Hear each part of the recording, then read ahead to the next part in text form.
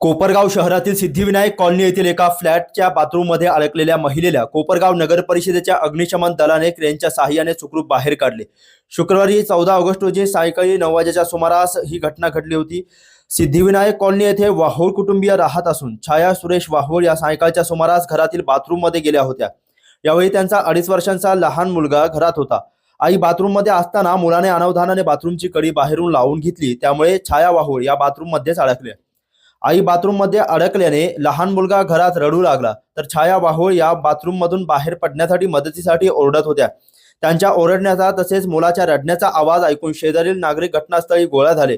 परिस्थिती लक्षात येताच त्यांनी तत्काळ कोपरगाव नगर परिषदेच्या अग्निशमन दलाला फोन करून माहिती दिली।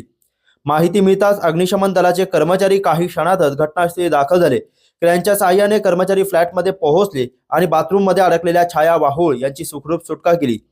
या बचाव कार्यात कोपरगाव नगर परिषदेचे फायर अधिकारी गायतडक यांच्या मार्गदर्शनाखाली फायरमन प्रमोद सिंगर, सागर काटे आणि संजय विधाते यांनी तत्परतेने सहभाग घेतला। अग्निशमन दलाने वेळीच केलेल्या मदतीमुळे छाया वाहोळ यांची सुखरूप सुटका झाली।